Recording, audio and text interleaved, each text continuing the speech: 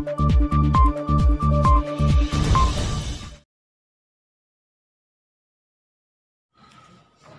शाहनवाज अहमद खान इस वक्त मौजूद हूँ पीतल नगरी मुरादाबाद में, और यहाँ मेरी आज मुलाकात हो रही है जनाब शिराज कुरैशी साहब से।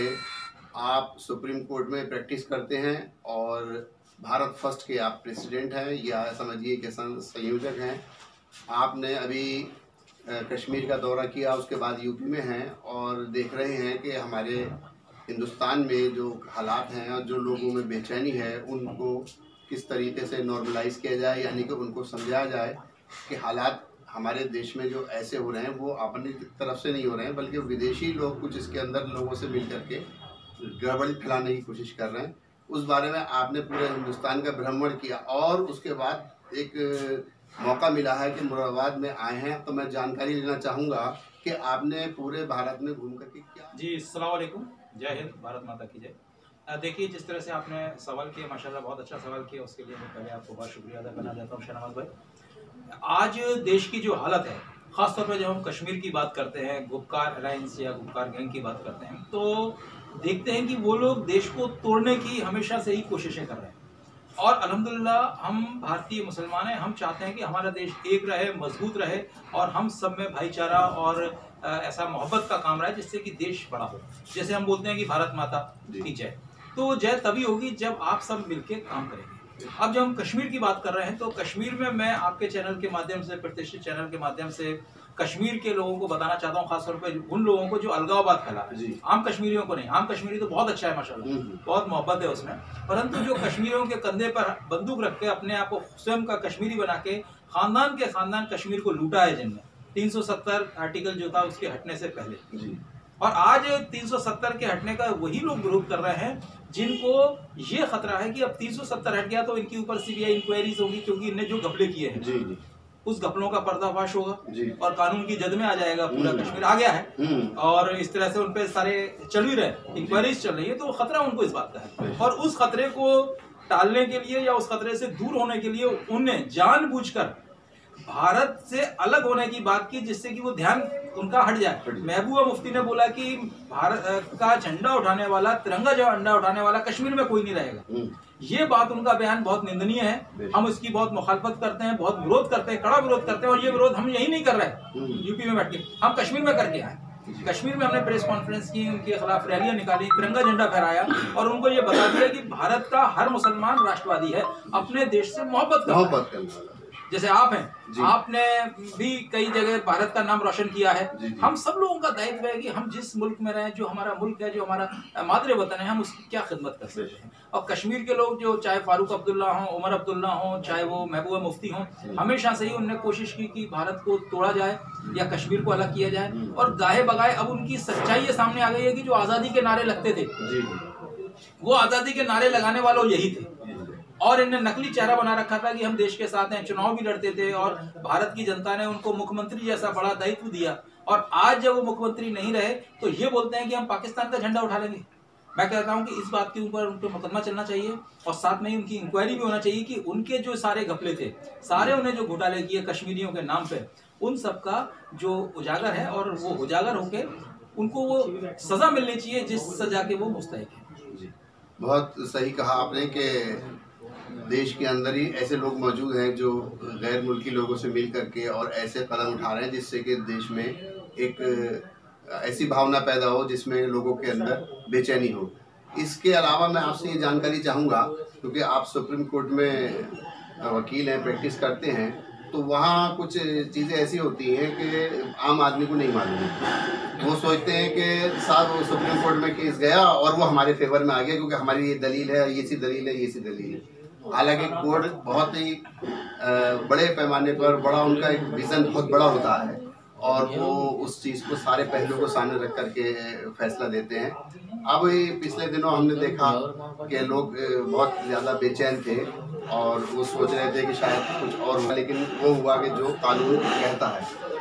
ऐसे हालात में आप मुसलमानों को ख़ास तरीके से क्या पैगाम देना चाहिए? जी देखिए, अल्हम्दुलिल्लाह हम न्यायपालिका से जुड़े हुए लोग हैं, उसमें सहायक हैं, वकील हैं, अधिवक्ता हैं और पूरे देश में न्यायालय का सम्मान है और हम भी न्यायालय को अपने सर आंखों पर रखते हैं और हम चाहते हैं कि जो कोर्ट के फैसले हैं, लेकिन देखिए हम जब वकील की तरह बात करते हैं तो कोर्ट अपना बहुत मेहनत करते हैं और कोर्ट्स के जो फैसले होते हैं वो कानून और दलीलों के ऊपर ही होते हैं। हम अपनी मर्जी से कोई फैसला नहीं कर सकते, ना करा सकते। इवन जो जज साहिबान है वो भी नहीं कर सकते क्योंकि वो भी बंधे हुए हैं कानून में, वो भी बंधे हुए हैं। और जब हम माननीय सुप्रीम कोर्ट की बात करते हैं या माननीय उच्च न्यायालय की बात करते हैं या किसी भी न्यायालय की बात करते हैं तो हमें ये सोचना पड़ता है या सोचना चाहिए कि जो भी फैसले आ रहे हैं उनको हमें सर आंखों पे रखना है, उनका पूरा इज्जत हमें रखनी है, प्लस उसको मानना है। क्यों? क्योंकि ये वो लोग फैसला कर रहे हैं जो न्याय की कुर्सी पे बैठे, इंसाफ की कुर्सी पे बैठे और इंसाफ के तराजू लिए बैठे। हमें उन पर पूरे यकीन है अल्हम्दुलिल्लाह। और भारत का मैं समझता हूँ कि हर मुसलमान या हर आदमी उन फैसलों को मानता है और हमें कानून का और न्याय का सम्मान करना है। अच्छा सर, जैसे आपने बताया कि आप इंडिया फर्स्ट के प्रेसिडेंट हैं, तो जरा बताइए लोगों को कि ये क्या काम करती है, किस क्षेत्र में काम? जी देखिए, भारत फर्स्ट एक संगठन है, हमारी एनजीओ टाइप का है।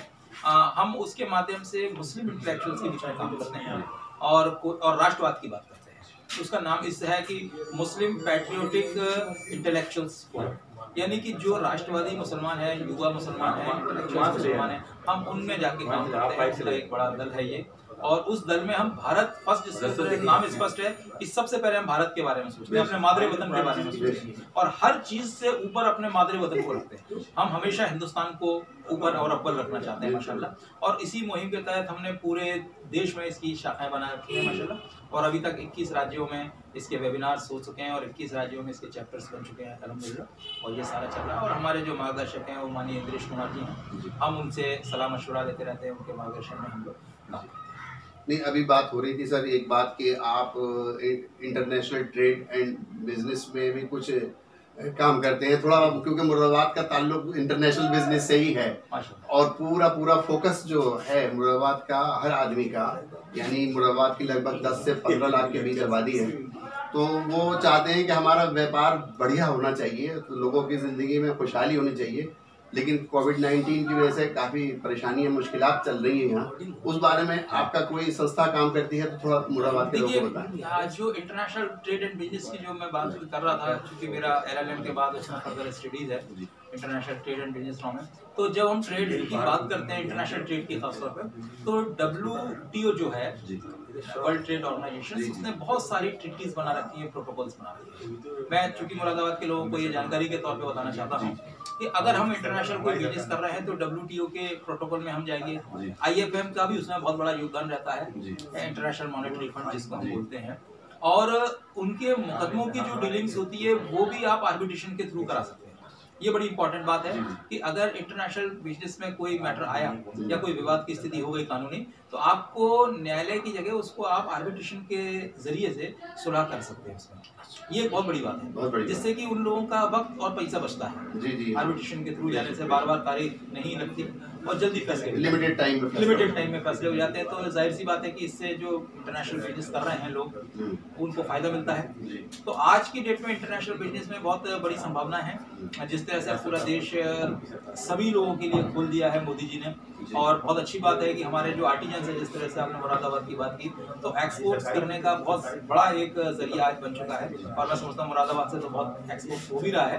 पर चूंकि अपने जो लोग हैं, जो आर्टिजन हैं, मैं उनको भी चाहूंगा कि वे छोटे छोटे क्लस्टर्स बना के, जरूरी नहीं है कि वो एक्सपोर्ट्स के जरिए ही अपनी बात करें, अब वो अपने छोटे छोटे क्लस्टर्स बना के, कंपनी बना के खुद एक्सपोर्ट्स कर सकते हैं। तो जाहिर सी बात है उससे उनको माल की कीमत ज्यादा मिली और उनका बिजनेस पर सुधार आएगा, जीवन स्तर पर सुधार आएगा। जी बहुत बहुत शुक्रिया, आपने बहुत अच्छी जानकारी दी लोगों को और राष्ट्रवाद के हित में जो आपने बहुत अपने जीवन समर्पित किया हुआ है, मैं समझता हूँ ज़िंदगी का सबसे बड़ा आपने त्याग दिया और एक मुसलमान होने की हैसियत से इतना बड़ा आप काम कर रहे हैं। आपको इस काम के लिए बहुत बहुत मुबारकबाद और आपका मुरादाबाद आने पर बहुत बहुत शुक्रिया। बहुत बहुत शहनाबाज भाई। मुरादाबाद वास्तव में वो शहर है जिसने, मैं जानता हूँ कि जब इंटरनेशनली मुरादाबाद ने देश का बहुत नाम किया है, उसमें उन आर्टिजन्स का काम है, उनकी मेहनत है। तो आज मैं आपके इस प्रतिष्ठित चैनल के माध्यम से सभी आर्टिजन्स भाइयों को सलाम भी अर्ज करना चाहता हूँ और सल्यूट करना चाहता हूँ कि आपने हमारे इस देश का नाम, भारत का नाम पूरे दुनिया में फैलाया है। अल्हम्दुलिल्लाह जी, बहुत बहुत शुक्रिया।